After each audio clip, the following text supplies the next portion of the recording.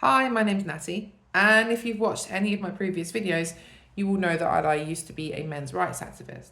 And I've gone into their central worldview, which is that the West is gynocentric, which means women-centered at the expense of men, and how that theory is based on mostly deep resentment towards Mary, the Mother of God, the Theotokos, the God-bearer. I've gone into why that theory is false, and also now I'm talking about what the Orthodox Church, the Orthodox Christian Church, thinks about this, as I am an Orthodox Christian convert. So today I want to talk about the Roman Catholic Church and its recent clarification regarding the Virgin Mary and the title of Co-Redemptrix. This document is an important moment. I think it's possibly a moment of restoration. I know some people will be skeptical and will say, well, they're not really changing their theology and they're just doing it so that they can appeal to those outside of the church. But either way, I think this clarification is for the good of God, the glory of God. It is an act of restoration because it doesn't diminish Mary, but it recenters Christ. It affirms that while the Mother of God holds a unique and exalted place in salvation history, her greatness lies entirely in what she received and not in any role parallel to her Son. The text states with admirable precision that Mary's incomparable greatness lies in what she has received and in her trusting readiness to allow herself to be overtaken by the Spirit. It reminds us that she was herself saved by her Son in a particular and anticipatory way. And then with clarity, both theological and pastoral, it warns that when we strive to attribute active roles to her that are parallel to those of Christ, we move away from the incomparable beauty that is uniquely hers. I think this is a crucial insight and one that brings Catholic expression closer to what the undivided Orthodox Church always confessed. For centuries, the Orthodox Christians have addressed the Virgin as the Theotokos, the God-bearer, the one through whom the Word became flesh. The title does not inflate her role, it protects Christ's identity. It was defined at the Council of Ephesus not as praise for Mary herself, but as a defense of the truth that the one born of her is truly God and truly man. Where some later traditions sought to define her in categories of cooperation or shared redemption, and they never really received any mainstream attention. Orthodoxy has remained careful. Mary participates by grace, not by nature. She consents, she does not create. She receives, she does not originate. Her greatness is found precisely in her receptivity, her free, unguarded yes to the will of God. That is why this clarification from Rome is momentous. It realigns the language of devotion with the language of revelation, and it recognizes Mary's holiness and does not need to be measured by comparison to her Son, but by her perfect openness to him. This also helps us discern something cultural that too often distorts theology: the temptation to read divine order through the lens of gender and power, which I go into in a previous video when I was talking about how Orthodox Christianity is not complementarian, patriarchal theology, or egalitarian. And those are kind of Protestant theological positions. We are patriarchal in the sense that we have male-only clergy, a Christ-like patriarchy. And here we might think of Peter Wright's Gynocentrism theory. And he describes Western civilization as one that evolved around the moral centrality of the feminine, a structure in which men define their virtue through service to an idealized womanhood. And he placed that womanhood on a pedestal and said that women were expected to be like the Theotokos, like Mary, and because she was thought of as sinless, women were not held accountable in the same way men were, and men were expected to be like Christ, and women were not. And his mistake was to treat that as moral truth.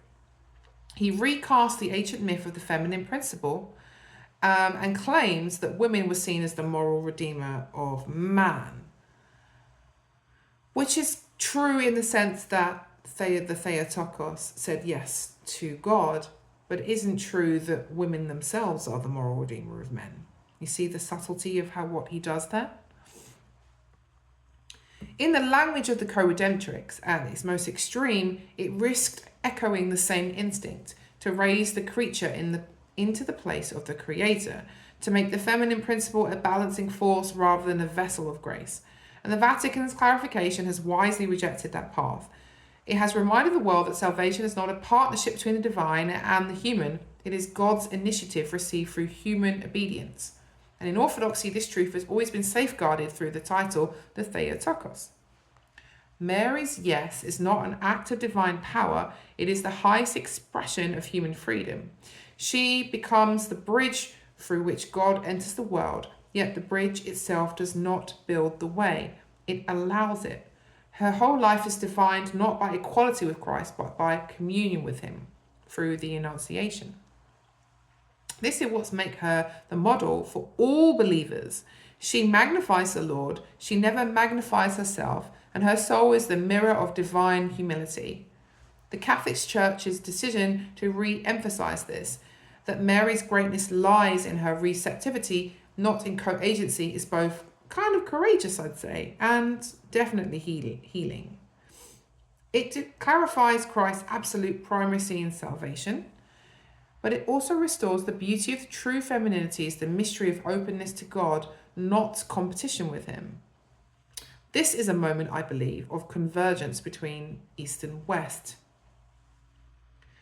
Orthodoxy has always seen Mary as a living image of the Church, humanity fully responding to divine grace. And now the Catholic Church is reaffirming that she was saved by her Son in a particular and anticipatory way. It's returning to the same language of dependence and humility.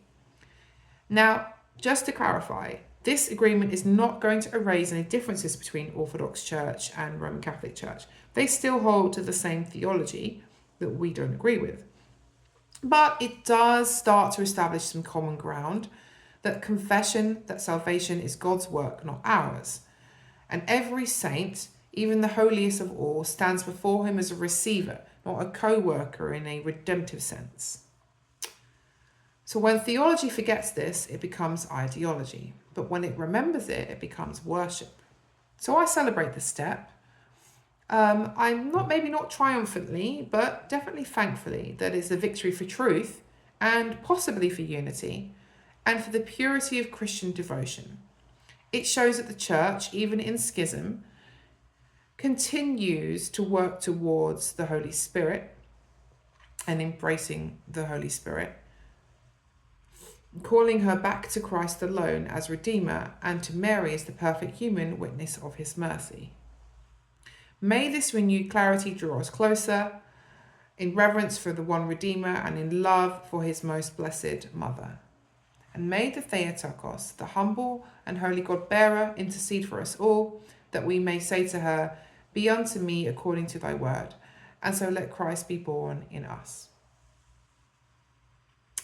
So I also want to add as well, before I finish, that people like Peter Wright, with his Gynocentrism theory, have relied on misinterpretations of the title Co-Redemptrix.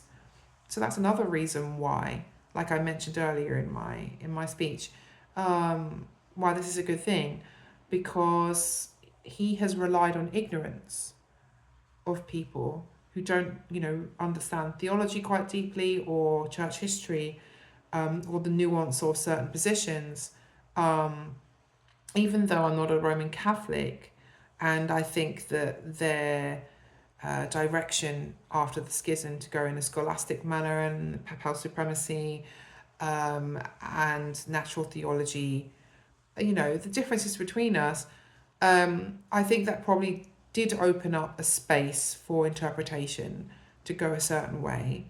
However, I will still stand up for the Roman Catholic Church's position on Mary and say that Peter Wright's Gynocentrism theory and others like him have definitely misinterpreted them and taken it too far for their own agenda, which is why I think it's important for me to do these videos and other people to realise this, because it's doing quite a lot of damage in our culture in regards to the conversation about the relationship between men and women and the gender war stuff. which I would like this war to end, really. I don't know if it ever will, but this is my contribution to it. So thank you for listening. And if you want to know anything more about Orthodoxy, please contact your local Orthodox church. I am a layman. I get guidance from those who are mature and clergy for my videos, but I am not an authority. The church is the authority, and God bless. Bye-bye.